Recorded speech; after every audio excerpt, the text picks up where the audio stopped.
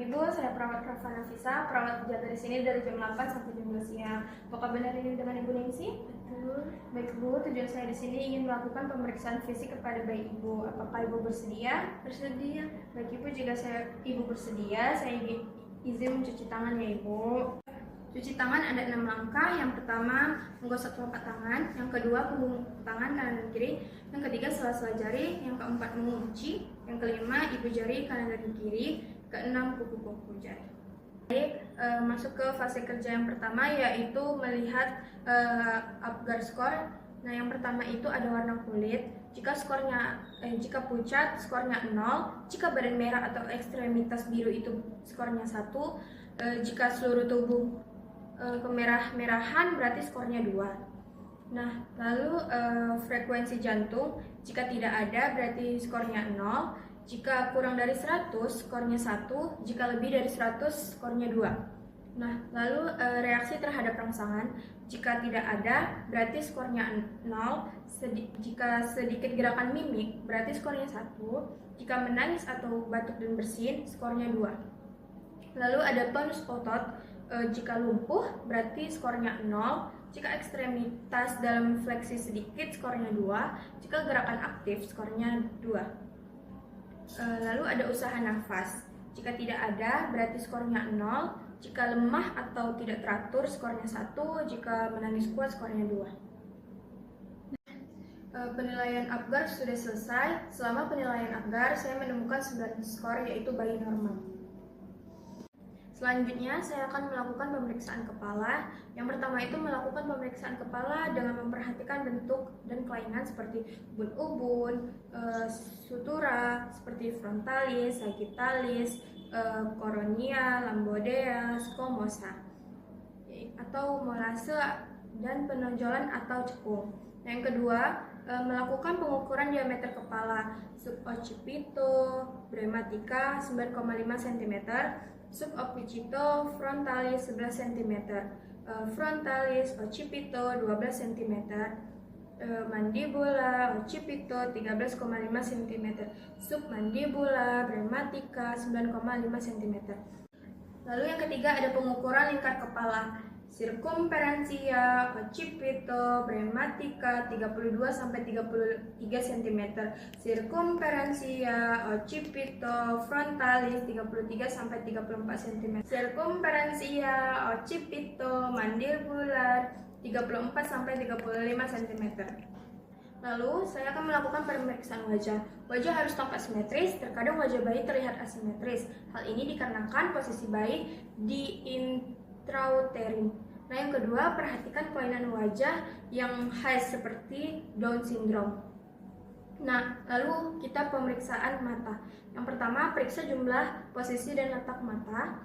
Lalu, periksa adanya strabismus, yaitu koordinasi mata yang belum sempurna. Lalu, periksa adanya katarak pada bayi, ditandai dengan pupil yang berwarna putih. Lalu, periksa adanya sekret pada mata, konjungtivitis oleh kuman gonococcus dapat menyebabkan kebutaan. Lalu kita masuk ke pemeriksaan hidung, yang dimana bayi harus bernapas dengan hidung. Jika melalui mulut harus diperhatikan kemungkinan adanya obstruksi jalan napas karena atresia conabilateral atau kelainan kongenital karena tertutupnya 1 atau 2 posterior tulang hidung,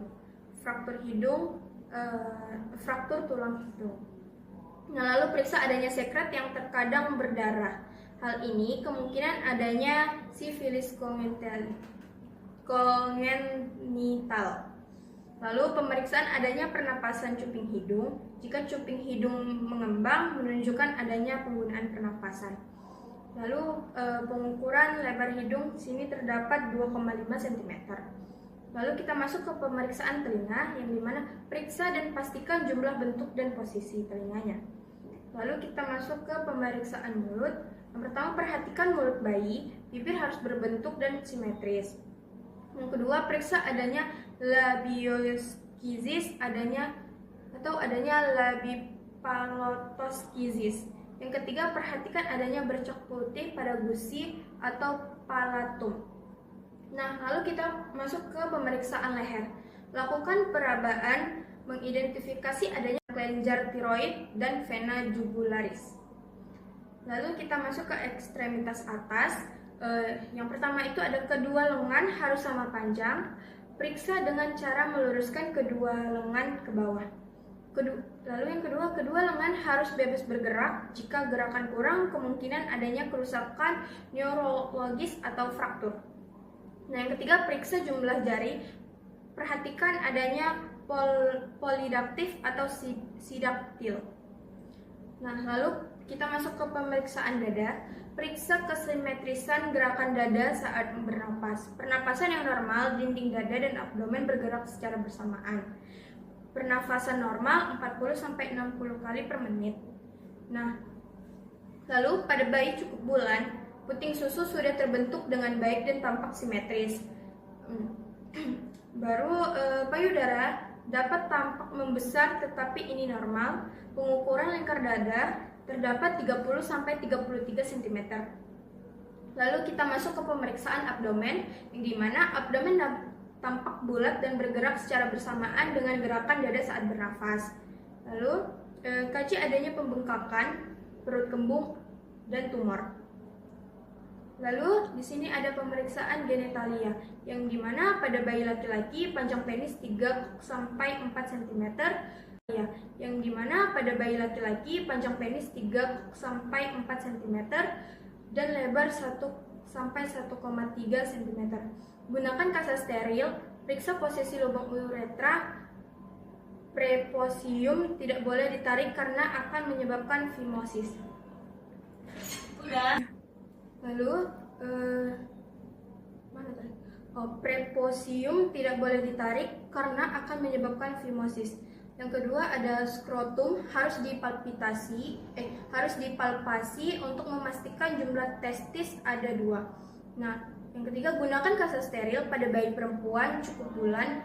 Labia mayora menutupi labia minora. Lubang uretra terpisah dengan lubang vagina. Terkadang tampak adanya sekret yang berdarah dari vagina. Lalu ada ekstremitas bawah. Periksa kesimetrisan tungkai dan kaki. Periksa panjang kedua kaki dengan meluruskan keduanya dan bandingkan. Kedua kaki harus dapat bergerak dengan bebas. Kurangnya gerakan berkaitan dengan adanya trauma, misalnya fraktur dan kerusakan neurologis. Nah, lalu periksa adanya polidaktil atau sidaktil pada jari kaki. Lalu masuk ke anus dan rektum. Periksa adanya kelainan atresia ani. Mekonium secara umum keluar pada 24 jam pertama. Jika sampai 48 jam belum keluar, kemungkinan adanya mekonium, lung syndrome, megakolon, atau obstruksi saluran pencernaan. Lalu kita masuk pemeriksaan punggung. Periksa spina dengan cara miringkan bayi atau palpasi. Cari adanya tanda-tanda abnormalitas seperti spina bifida, pembengkakan, lesung, dan bercak kecil berambut dan dapat menunjukkan adanya abnormalitas. Baik Bu, pemeriksaan fisik bayi Ibu sudah selesai dan hasilnya semua normal. Jika Ibu perlu bantuan, Ibu bisa mencet di sini atau salah satu keluarga Ibu bisa mendatangi saya ke nurse station saya di pamit ya Ibu. Terima kasih.